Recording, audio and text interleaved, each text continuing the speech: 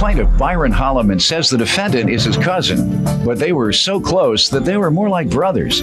Byron claims he and the defendant often partied together, but the defendant is so silly that it's often hard to take him seriously. Byron's suing because he allowed the defendant to ride his motorcycle and he wrecked it. Defendant Jonathan Beatty says Byron's only mad about his bike because he used it to get women. Jonathan claims the only reason he wrecked the bike was because he was swerving to avoid hitting a child. And after he nearly died in the accident, Byron was more concerned about the motorcycle than Jonathan's well-being. Tell me what happened. Pretty much, sir, me and my cousin are very close. We more so like brothers. We did a lot together. From partying, hanging out. We even had 3 jobs together, I can recall, and I love him to death, but he's a silly person, Yana. It's hard to take him seriously. Why? He's a goofy guy. He Give does me some things. examples. For example, like if we go out to a club or whatnot, and we'll be hanging out together and he'll disappear or something. The next thing you know, he's with a bottle under the brightest light, doing his P. Diddy thing, Oh, dancing? Yeah, just having a nice time, just doing stuff for attention, you know what I'm saying?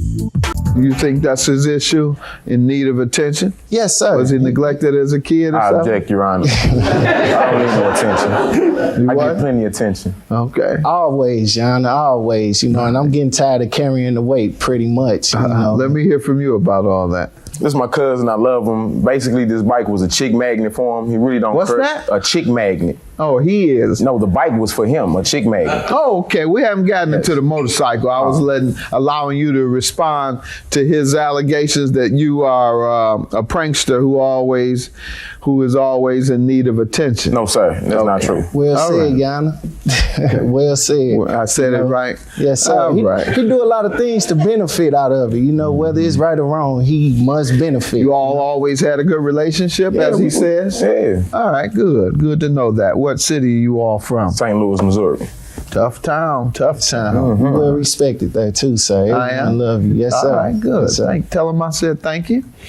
2 of my buddies from there, Michael Spinks, former heavyweight champion. Okay. Then also Cedric, the entertainer. Oh, yeah. Good guy, he and his wife. And Nelly. So, tell me about what you're doing in life before we get to this motorcycle you're suing for. I always have to grill young folks on what they're doing with their lives. Yes, sir. I'm raising my children. I'm in community college right now, and I'm currently laid off. I've been laid off for over a year, maybe a year and a half. Like the rest of Tough America. times. I wish he could understand it, but it's just a joke to him, That's how he is. What are you doing? I just started a job probably 3 months ago, and I do understand in the rough times because I was also out of a job for over a year since November 8, 2008. How old are you?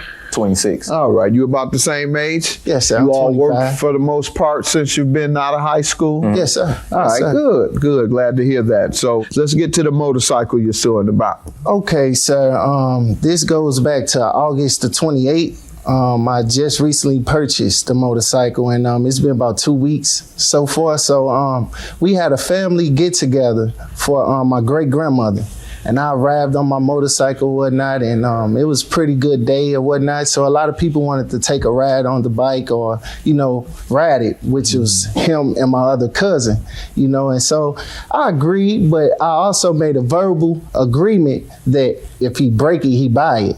So what happened? Pretty much, he rode it for maybe a minute, as well as my other cousin. Now, my other cousin had fear out of it. He was like, I can't deal with it. But him, he loved it. He wanted to get one. He was consistent about riding it again.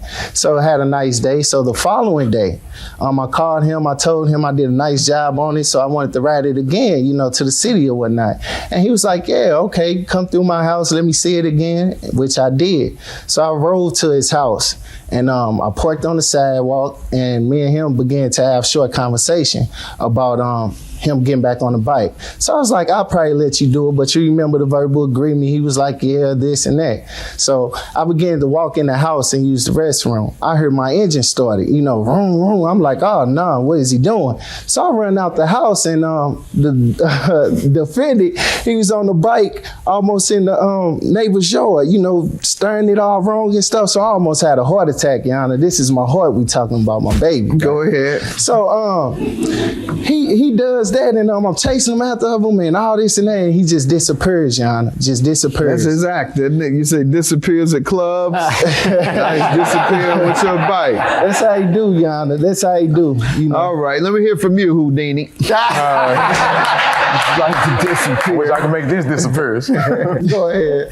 I don't feel I owe him for the bike. Now let's go back to what happened. How did you become in possession All of right, the October the 28th, like he said, we always at the park and he let us ride.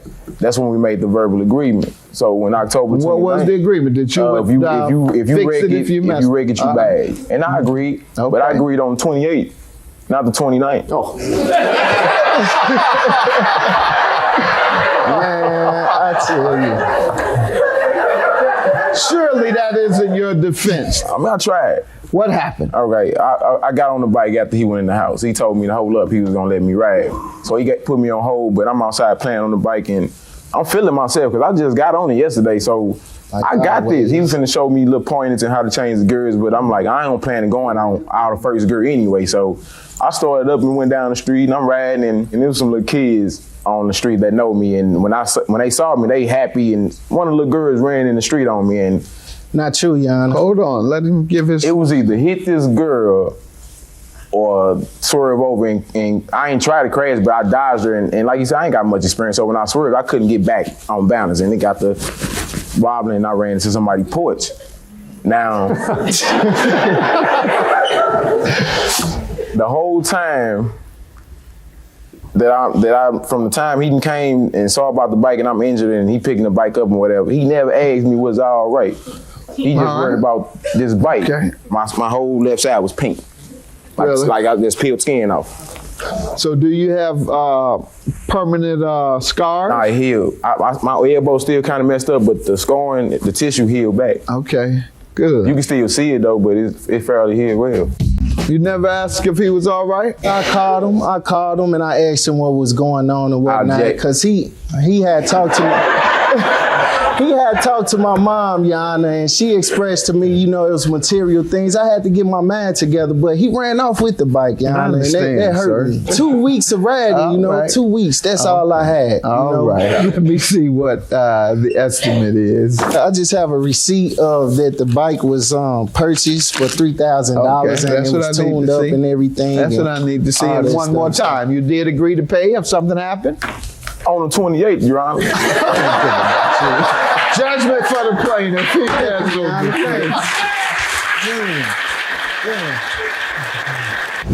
It's my cousin. No, I love you, man. I love you too, cuz. Nothing but a bike. You know.